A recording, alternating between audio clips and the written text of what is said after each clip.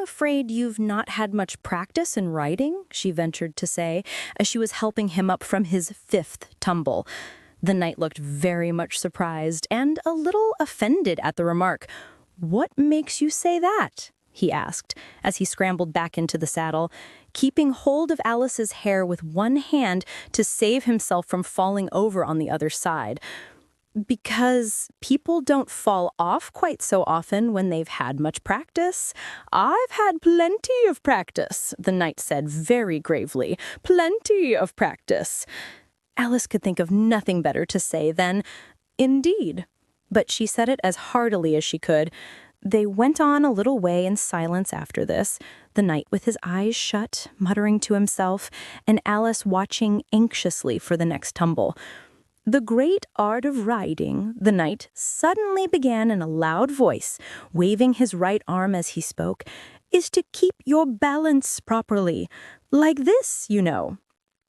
He let go the bridle and stretched out both his arms to show Alice what he meant, and this time he fell flat on his back right under the horse's feet. "Plenty of practice," he went on repeating, all the time that Alice was getting him on his feet again. "Plenty of practice." "It's too ridiculous," cried Alice, losing all her patience this time. "You ought to have a wooden horse on wheels, that you ought." "Does that kind go smoothly?" the knight asked in a tone of great interest, clasping his arms round the horse's neck as he spoke, just in time to save himself from tumbling off again. "Much more smoothly than a live horse," Alice said, with a little scream of laughter, in spite of all she could do to prevent it. "I'll get one," the knight said thoughtfully to himself. "One or two, several." There was a short silence after this, and then the knight went on again. "I'm a great hand at inventing things. Now, I dare say you noticed that last time you picked me up that I was looking rather thoughtful." "You were a little grave," said Alice. "Well, just then I was inventing a new way of getting over a gate. Would you like to hear it?" "Very much, indeed," Alice said politely. "I'll tell you how I came to think of it," said the knight. "You see, I said to myself, the only difficulty is with the feet. The head is high enough already. Now, first I put my head on the top of the gate, then I stand on my head, then the feet are high enough, you see, then I'm over, you see?" "Yes, I suppose you'd be over when that was done," Alice said thoughtfully. "But don't you think it would be rather hard?" "I haven't tried it yet," the knight said gravely, "so I can't tell for certain, but I'm afraid it would be a little hard." He looked so vexed at the idea that Alice changed the subject hastily. "What a curious helmet you've got," she said cheerfully. "Is that your invention, too?" The knight looked down proudly at his helmet, which hung from the saddle. "Yes," he said, "but I've invented a better one than that, like a sugar loaf. When I used to wear it, if I fell off the horse, it always touched the ground directly, so I had a very little way to fall, you see. But there was the danger of falling into it, to be sure. That happened to me once, and the worst of it was, before I could get out again, the other white knight came and put it on. He thought it was his own helmet." The knight looked so solemn about it that Alice did not dare to laugh. "I'm afraid you must have hurt him," she said in a trembling voice, "being on the top of his head." "I had to kick him, of course," the knight said, very seriously, "and then he took the helmet off again, but it took hours and hours to get me out. I was as fast as lightning, you know." "But that's a different kind of fastness," I objected. The knight shook his head. "It was all kinds of fastness with me, I can assure you," he said. He raised his hands in some excitement as he said this and instantly rolled out of the saddle and fell headlong into a deep ditch. Alice ran to the side of the ditch to look for him. She was rather startled by the fall, as for some time he had kept on very well, and she was afraid that he really was hurt. However, though she could see nothing but the soles of his feet, she was much relieved to hear that he was talking on in his usual tone. "All kinds of fastness," he repeated. "But it was careless of him to put another man's helmet on, with the man in it, too." "How can you go on talking so quietly, head downwards?" Alice asked, as she dragged him out by the feet and laid him in a heap on the bank. The knight looked surprised at the question. "What does it matter where my body happens to be?" he said. "My mind goes on working all the same. In fact, the more head downwards I am, the more I keep inventing new things. Now, the cleverest thing of the sort that I ever did," he went on after a pause, "was inventing a new pudding during the meat course." "In time to have it cooked for the next course?" said Alice. "Well, not the next course," the knight said in a slow, thoughtful tone. "No, certainly not the next course." Then it would have to be the next day. I suppose you wouldn't have 2 pudding courses in one dinner? "Well, not the next day," the knight repeated, as before. "Not the next day. In fact," he went on, holding his head down and his voice getting lower and lower, "I don't believe that pudding ever was cooked. In fact, I don't believe that pudding ever will be cooked. And yet it was a very clever pudding to invent." "What did you mean it to be made of?"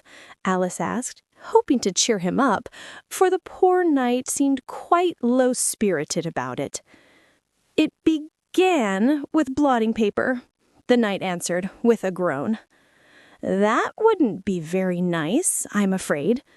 "Not very nice alone," he interrupted, quite eagerly.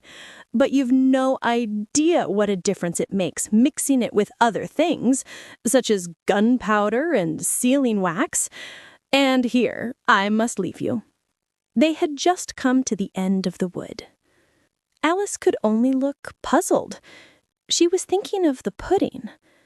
"You are sad," the knight said in an anxious tone. "Let me sing you a song to comfort you." "Is it very long?" Alice asked, for she had heard a good deal of poetry that day. "It's long," said the knight, "but very, very beautiful. Everybody that hears me sing it, either it brings the tears into their eyes, or else—" "Or else what?" said Alice, for the knight had made a sudden pause. "Or else it doesn't, you know. The name of the song is called Haddock's Eyes." "Oh, that's the name of the song, is it?" Alice said, trying to feel interested.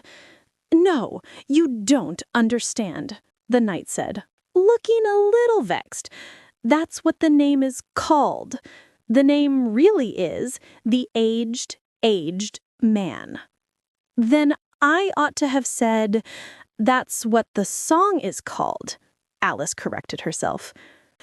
"No, you oughtn't. That's quite another thing. The song is called Ways and Means, but that's only what it's called, you know." "Well, what is the song, then?" said Alice, who was by this time completely bewildered. "I was coming to that," the knight said.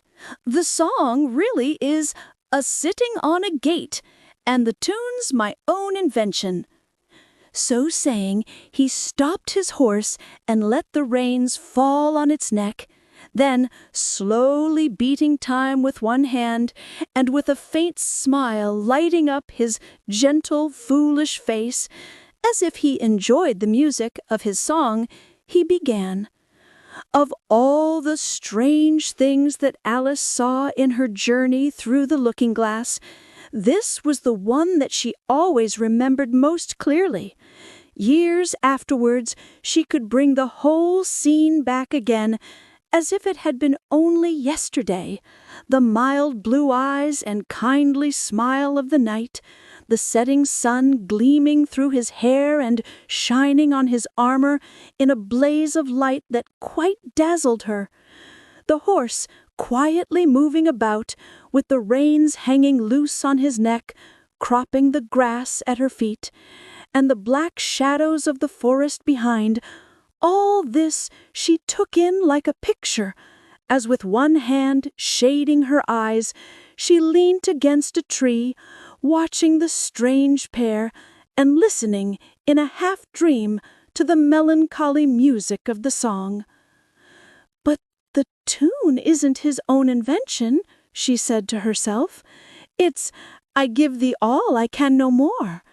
She stood and listened very attentively, but no tears came into her eyes.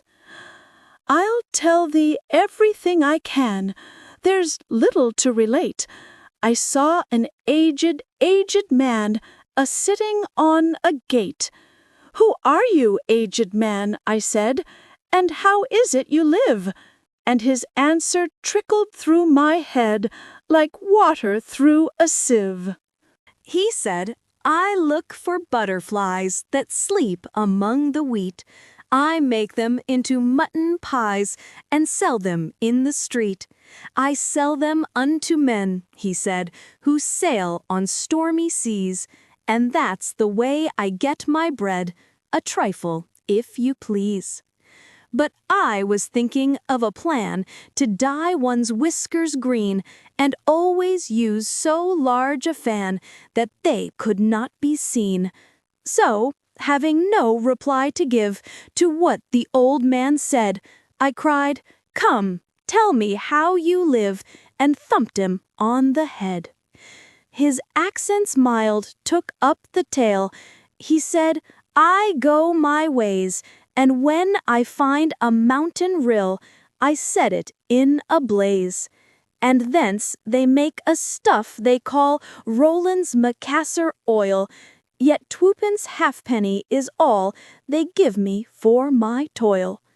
But I was thinking of a way to feed oneself on batter, and so go on from day to day, getting a little fatter. I shook him well from side to side until his face was blue. 'Come, tell me how you live,' I cried, 'and what it is you do.' He said, 'I hunt for haddocks' eyes among the heather bright, and work them into waistcoat buttons in the silent night. And these I do not sell for gold or coin of silvery shine, but for a copper halfpenny, and that will purchase 9.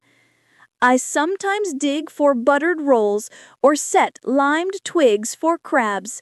I sometimes search the grassy knolls for wheels of handsome cabs. And that's the way,' he gave a wink, 'by which I get my wealth, and very gladly will I drink your honor's noble health.' I heard him then, for I had just completed my design to keep the Manaya bridge from rust by boiling it in wine. I thanked him much for telling me the way he got his wealth, but chiefly for his wish that he might drink my noble health.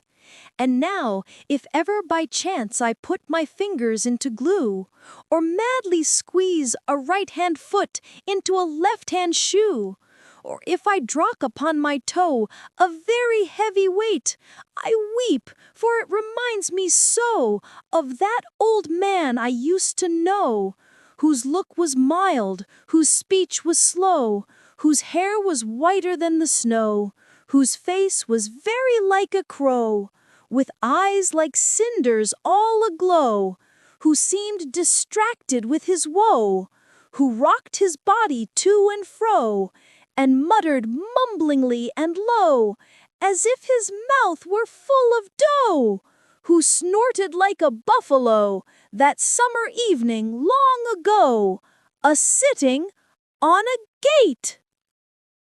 As the knight sang the last words of the ballad, he gathered up the reins and turned his horse's head along the road by which they had come. "You've only a few yards to go, down the hill and over that little brook, and then you'll be a queen. But you'll stay and see me off first," he added, as Alice turned with an eager look in the direction to which he pointed. "I shan't be long. You'll wait and wave your handkerchief when I get to that turn in the road? I think it'll encourage me, you see." "Of course I'll wait," said Alice, "and thank you very much for coming so far, and for the song. I liked it very much." "I hope so," the knight said doubtfully. "But you didn't cry so much as I thought you would." So they shook hands, and then the knight rode slowly away into the forest. "It won't take long to see him off, I expect," Alice said to herself as she stood watching him. "There he goes, right on his head as usual. However, he gets on again pretty easily. That comes of having so many things hung around the horse." So she went on talking to herself as she watched the horse walking leisurely along the road and the knight tumbling off first on one side and then on the other.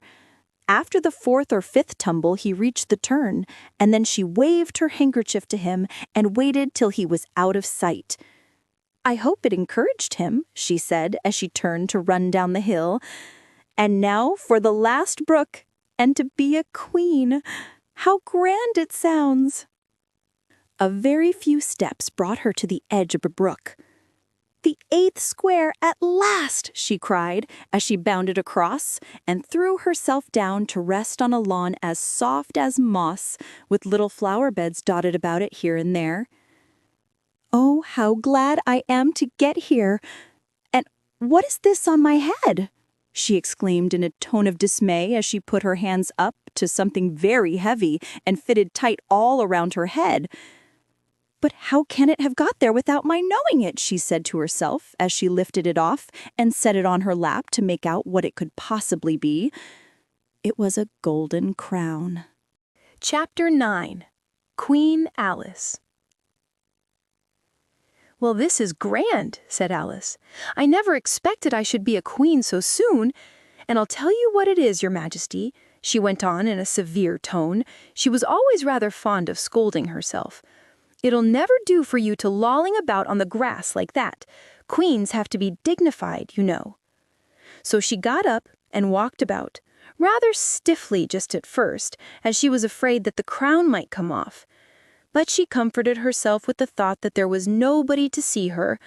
"And if I really am a queen," she said as she sat down again, "I shall be able to manage it quite well in time." Everything was happening so oddly that she didn't feel a bit surprised at finding the Red Queen and the White Queen sitting close to her, one on each side. She would have liked very much to ask them how they came there, but she feared that it would not be quite civil. However, there would be no harm, she thought, in asking if the game was over. "Please, would you tell me," she began, looking timidly at the Red Queen. "Speak when you're spoken to," the Queen sharply interrupted her. "But if everybody obeyed that rule," said Alice, who was always ready for a little argument, "and if you only spoke when you were spoken to, and the other person always waited for you to begin, you see nobody would ever say anything, so that—" "Ridiculous," cried the Queen. "Why, don't you see, child—" Here she broke off with a frown, and after thinking for a minute, suddenly changed the subject of the conversation. "What do you mean by, if you really are a queen? What right have you to call yourself so? You can't be a queen, you know, till you've passed the proper examination, and the sooner we begin it, the better." "I only said if," poor Alice pleaded in a piteous tone. The two queens looked at each other, and the Red Queen remarked, with a little shudder, "She says she only said if." "But she said a great deal more than that," the White Queen moaned, wringing her hands. "Oh, ever so much more than that." "So you did, you know," the Red Queen said to Alice. "Always speak the truth, think before you speak, and write it down afterwards." "I'm sure I didn't mean—" "That's just what I complain of. You should have meant. What do you suppose is the use of a child without any meaning? Even a joke should have some meaning, and a child's more important than a joke, I hope. You couldn't deny that, even if you tried with both hands. I don't deny things with my hands, Alice objected. Nobody said you did, said the Red Queen. I said you couldn't if you tried. She's in that state of mind, said the White Queen, that she wants to deny something, only she doesn't know what to deny. A nasty, vicious temper, the Red Queen remarked, and then there was an uncomfortable silence for a minute or two. The Red Queen broke the silence by saying to the White Queen, I invite you to Alice's dinner party this afternoon. The White Queen smiled feebly and said, And I invite you. I didn't know I was to have a party at all, said Alice, but if there is to be one, I think I ought to invite the guests. We gave you the opportunity of doing it, the Red Queen remarked, but I dare say you've not had many lessons in manners yet. Manners are not taught in lessons, said Alice. Lessons teach you to do sums and things of that sort. And you do addition? The White Queen asked. What's 1 and 1 and 1 and 1 and 1 and 1 and 1 and 1 and 1? I don't know, said Alice. I lost count. She can't do addition, the Red Queen interrupted. Can you do subtraction? Take 9 from 8. 9 from 8 I can't, you know, Alice replied very readily. But she can't do subtraction, said the White Queen. Can you do division? Divide a loaf by a knife. What's the answer to that? I suppose, Alice was beginning, but the Red Queen answered for her. Bread and butter, of course. Try another subtraction sum. Take a bone from a dog. What remains? Alice considered. The bone wouldn't remain, of course, if I took it, and the dog wouldn't remain. It would come to bite me, and I'm sure I shouldn't remain. Then you think nothing would remain? Said the Red Queen. I think that's the answer. Wrong as usual, said the Red Queen. The dog's temper would remain. But I don't see how. Why, look here, the Red Queen cried. The dog would lose its temper, wouldn't it? Perhaps it would, Alice replied cautiously. Then if the dog went away, its temper would remain, the Queen exclaimed triumphantly. Alice said as gravely as she could, they might go different ways, but she couldn't help thinking to herself, what dreadful nonsense we are talking. She can't do sums a bit, the Queen said together with great emphasis. Can you do sums? Alice said, turning suddenly on the White Queen, for she didn't like being found fault with so much. The Queen gasped and shut her eyes. I can do addition if you give me time, but I can't do subtraction under any circumstances. Of course you know your ABC, said the Red Queen. To be sure I do, said Alice. So do I, the White Queen whispered. We'll often say it over together, dear, and I'll tell you a secret. I can read words of one letter. Isn't that grand? However, don't be discouraged. You'll come to it in time. Here the Red Queen began again. Can you answer useful questions? She said. How is bread made? I know that, Alice cried eagerly. You take some flour. Where do you pick the flour? The White Queen asked. In a garden or in the hedges? Well, it isn't picked at all, Alice explained. It's ground. How many acres of ground? Said the White Queen. You mustn't leave out so many things. Fan her head, the Red Queen anxiously interrupted. She'll be feverish after so much thinking. So they set to work and fanned her with bunches of leaves, till she had to beg them to leave off. It blew her hair about so. She's all right again now, said the Red Queen. Do you know languages? What's the French for fiddle-dee-dee? Fiddle-dee-dee's not English, Alice replied gravely. Who ever said it was? Said the Red Queen. Alice thought she saw a way out of the difficulty this time. "If you'll tell me what language fiddle-dee-dee is, I'll tell you the French for it," she exclaimed triumphantly. But the Red Queen drew herself up rather stiffly and said, "Queens never make bargains." "I wish queens never asked questions," Alice thought to herself. "Don't let us quarrel," the White Queen said in an anxious tone. "What is the cause of lightning?"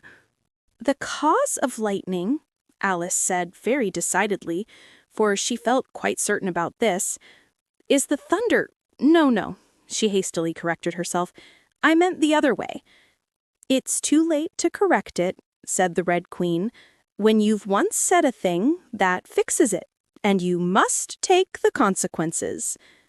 "Which reminds me," the White Queen said, looking down and nervously clasping and unclasping her hands, "we had such a thunderstorm last Tuesday.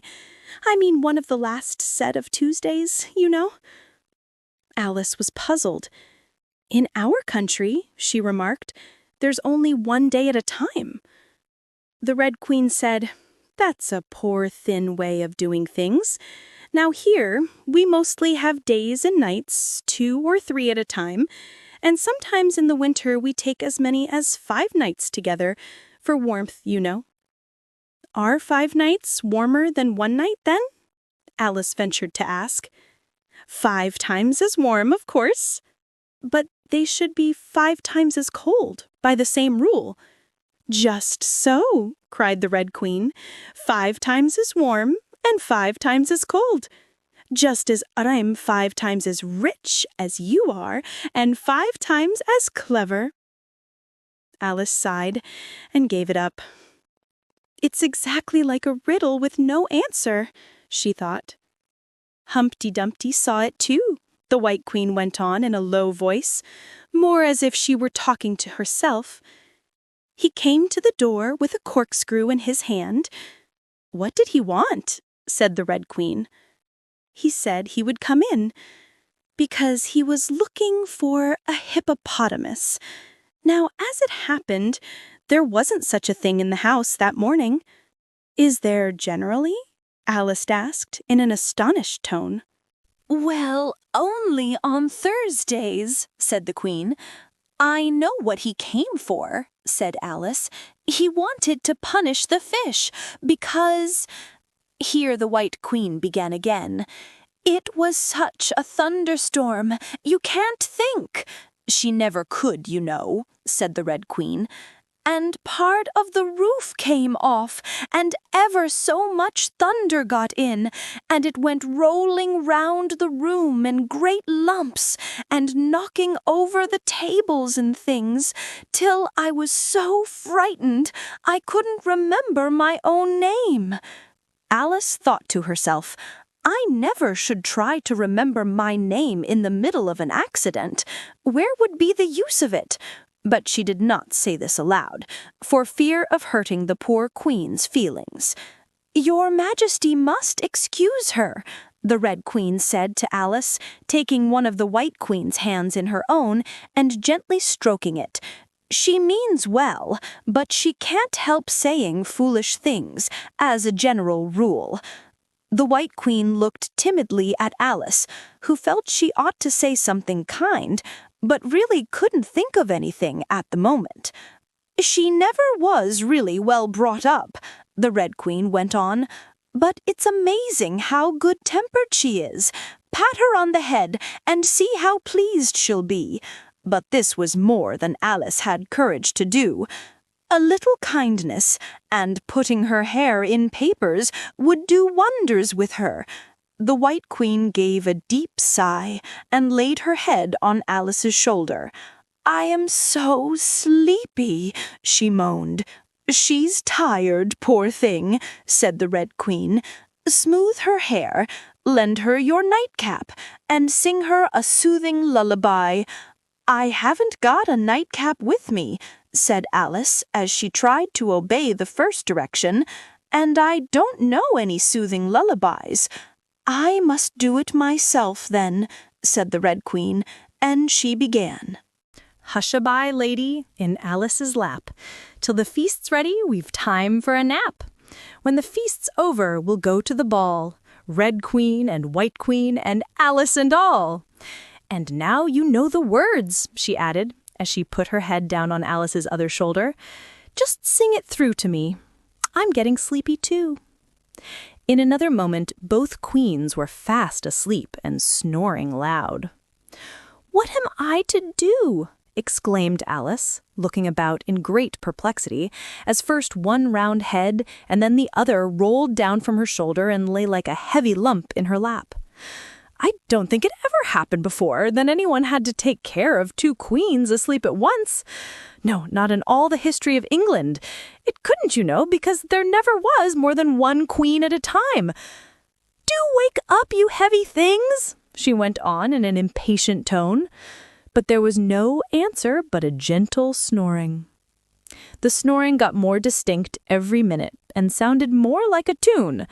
At last, she could even make out the words, and she listened so eagerly that when the two great heads vanished from her lap, she hardly missed them. She was standing before an arched doorway, over which were the words, Queen Alice in large letters, and on each side of the arch there was a bell handle. One was marked Visitor's Bell, and the other Servant's Bell.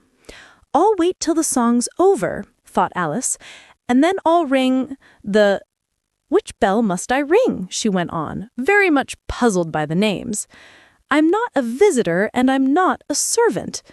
There ought to be one marked Queen, you know. Just then the door opened a little way, and a creature with a long beak put its head out for a moment and said, No admittance till the week after next, and shut the door again with a bang. Alice knocked and rang in vain for a long time, but at last a very old frog, who was sitting under a tree, got up and hobbled slowly towards her. He was dressed in bright yellow and had enormous boots on. What is it now? The frog said in a deep, hoarse whisper. Alice turned round, ready to find fault with anybody. Where's the servant whose business it is to answer the door? She began angrily. Which door? Said the frog. Alice almost stamped with irritation at the slow drawl in which he spoke. This door, of course. The frog looked at the door with his large, dull eyes for a minute. Then he went nearer and rubbed it with his thumb as if he were trying whether the paint would come off. Then he looked at Alice. To answer the door, he said. What's it been asking of? He was so hoarse that Alice could scarcely hear him. I don't know what you mean, she said. I talks English, doesn't I? The frog went on. Or are you deaf? What did it ask you? Nothing, Alice said impatiently. I've been knocking at it. Shouldn't do that, the frog muttered. Vexes it, you know. Then he went up and gave the door a kick with one of his great feet. You let it alone, he panted out as he hobbled back to his tree, and it'll let you alone, you know. At this moment, the door was flung open, and a shrill voice was heard singing. To the looking-glass world, it was Alice that said, I've a scepter in hand, I've a crown on my head. Let the looking-glass creatures, whatever they be, come and dine with the Red Queen, the White Queen, and me. And hundreds of voices joined in the chorus. Then fill up the glasses as quick as you can, and sprinkle the table with buttons and bran. Put cats in the coffee and mice in the tea, and welcome Queen Alice with 30 times 3. Then followed a confused noise of cheering, and Alice thought to herself, 30 times 3 makes 90. I wonder if anyone's counting. In a minute there was silence again, and the same shrill voice sang another verse. Oh, looking-glass creatures, quoth Alice, draw near. 'Tis an honor to see me, a favor to hear. 'Tis a privilege high to have dinner and tea, along with the Red Queen, the White Queen, and me. Then came the chorus again. Then fill up the glasses with treacle and ink, or anything else that is pleasant to drink. Mix sand with the cider and wool with the wine, and welcome Queen Alice with 90 times 9. 90 times 9? Alice repeated in despair. Oh, that'll never be done. I'd better go in at once. And there was a dead silence the moment she appeared. Alice glanced nervously along the table as she walked up the large hall and noticed that there were about 50 guests, of all kinds. Some were animals, some birds, and there were even a few flowers among them. I'm glad they've come without waiting to be asked, she thought. I should never have known who were the right people to invite. There were 3 chairs at the head of the table. The red and white queens had already taken 2 of them, but the middle one was empty. Alice sat down in it, rather uncomfortable in the silence, and longing for someone to speak. At last the Red Queen began. "You've missed the soup and fish," she said. "Put on the joint." And the waiters set a leg of mutton before Alice, who looked at it rather anxiously, as she had never had to carve a joint before.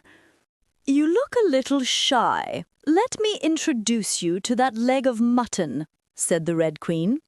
"Alice, mutton, mutton, Alice." The leg of mutton got up in the dish and made a little bow to Alice, and Alice returned the bow, not knowing whether to be frightened or amused. "May I give you a slice?" she said, taking up the knife and fork and looking from one queen to the other. "Certainly not," the Red Queen said, very decidedly. "It isn't etiquette to cut anyone you've been introduced to. Remove the joint." And the waiters carried it off and brought a large plum pudding in its place. "I won't be introduced to the pudding, please," Alice said, rather hastily, "or we shall get no dinner at all. May I give you some?" But the Red Queen looked sulky and growled, "Pudding, Alice, Alice, pudding. Remove the pudding." And the waiters took it away so quickly that Alice couldn't return its bow. However, she didn't see why the Red Queen should be the only one to give orders. So, as an experiment, she called out, "Waiter, bring back the pudding." And there it was again in a moment, like a conjuring trick. It was so large that she couldn't help feeling a little shy with it, as she had been with the mutton. However, she conquered her shyness by a great effort and cut a slice and handed it to the Red Queen. "What impertinence!" said the pudding. "I wonder how you'd like it if I were to cut a slice out of you, you creature." It spoke in a thick, suety sort of voice, and Alice hadn't a word to say in reply. She could only sit and look at it and gasp. "Make a remark," said the Red Queen. "It's ridiculous to leave all the conversation to the pudding." "Do you know, I've had such a quantity of poetry repeated to me today," Alice began. A little frightened at finding that, the moment she opened her lips, there was dead silence, and all eyes were fixed upon her. And it's a very curious thing, I think. Every poem was about fishes in some way. Do you know why they're so fond of fishes all about here? She spoke to the Red Queen, whose answer was a little wide of the mark. "As to fishes," she said, very slowly and solemnly, putting her mouth close to Alice's ear, "Her White Majesty knows a lovely riddle, all in poetry, all about fishes. Shall she repeat it?" "Her Red Majesty's very kind to mention it," the White Queen murmured into Alice's other ear in a voice like the cooing of a pigeon. "It would be such a treat. May I?" "Please do," Alice said very politely. The White Queen laughed with delight and stroked Alice's cheek. Then she began. "First, the fish must be caught. That is easy. A baby, I think, could have caught it.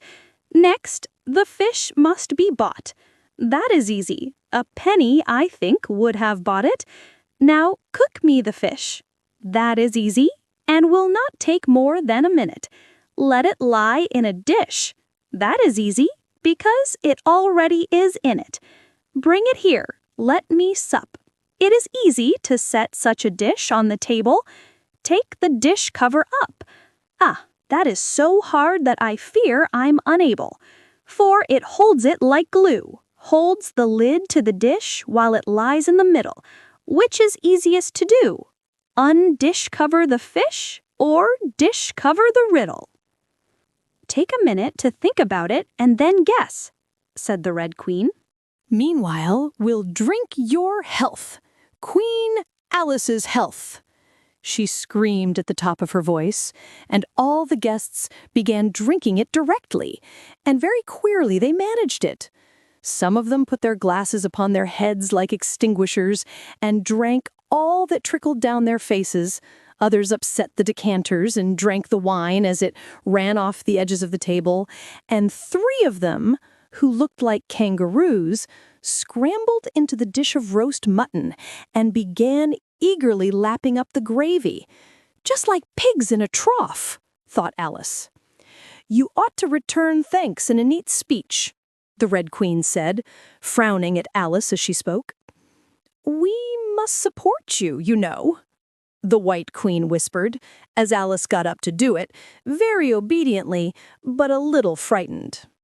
Thank you very much, she whispered in reply, but I can do quite well without. That wouldn't be at all the thing, the Red Queen said, very decidedly, so Alice tried to submit to it with a good grace. And they did push so, she said afterwards, when she was telling her sister the history of the feast. You would have thought they wanted to squeeze me flat. In fact, it was rather difficult for her to keep in her place while she made her speech. The 2 queens pushed her so, one on each side, that they nearly lifted her up into the air. I rise to return thanks, Alice began, and she really did rise as she spoke, several inches. But she got hold of the edge of the table and managed to pull herself down again. Take care of yourself, screamed the White Queen, seizing Alice's hair with both her hands. Something's going to happen. And then, as Alice afterwards described it, all sorts of things happened in a moment. The candles all grew up to the ceiling, looking something like a bed of rushes with fireworks at the top. As to the bottles, they each took a pair of plates, which they hastily fitted on as wings, and so, with forks for legs, went fluttering about in all directions. And very like birds they look, Alice thought to herself, as well as she could in the dreadful confusion that was beginning. At this moment, she heard a hoarse laugh at her side and turned to see what was the matter with the White Queen. But instead of the queen, there was the leg of mutton sitting in the chair. Here I am, cried a voice from the soup tureen, and Alice turned again just in time to see the queen's broad, good-natured face grinning at her for a moment over the edge of the tureen before she disappeared into the soup. There was not a moment to be lost. Already, several of the guests were lying down in the dishes, and the soup ladle was walking up the table towards Alice's chair and beckoning to her impatiently to get out of its way. I can't stand this any longer, she cried, as she jumped up and seized the tablecloth with both hands. One good pull, and plates, dishes, guests, and candles came crashing down together in a heap on the floor. And as for you, she went on, turning fiercely upon the Red Queen, whom she considered as the cause of all the mischief. But the queen was no longer at her side. She had suddenly dwindled down to the size of a little doll, and was now on the table, merrily running round and round after her own shawl, which was trailing behind her. At any other time, Alice would have felt surprised at this, but she was far too much excited to be surprised at anything now. As for you, she repeated, catching hold of the little creature in the very act of jumping over a bottle which had just lighted upon the table, I'll shake you into a kitten, that I will. She took her off the table as she spoke and shook her backwards and forwards with all her might. The Red Queen made no resistance whatever, only her face grew very small and her eyes got large and green. And still, as Alice went on shaking her, she kept on growing shorter and fatter and softer and rounder, and it really was a kitten after all. Chapter 10. Which dreamed it?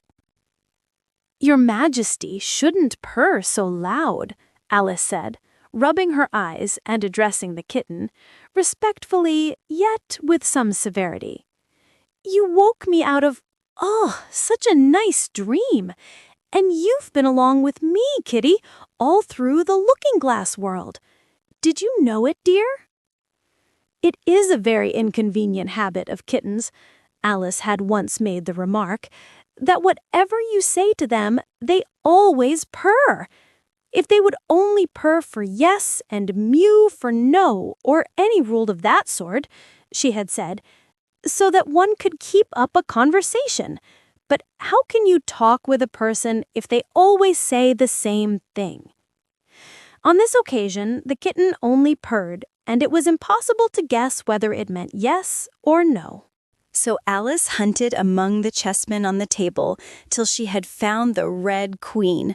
Then she went down on her knees on the hearth rug and put the kitten and the queen to look at each other.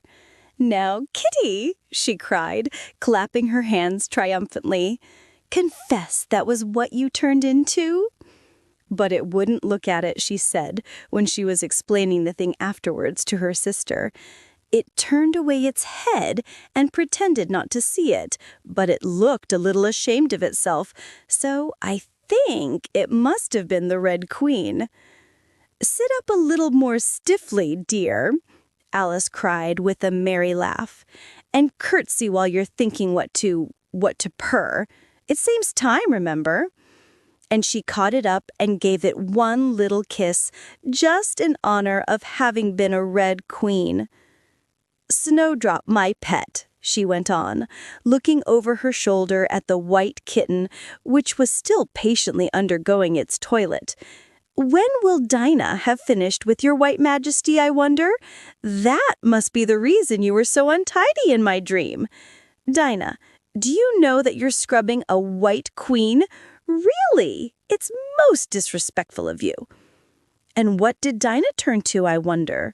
she prattled on, as she settled comfortably down with one elbow in the rug and her chin in her hand to watch the kittens.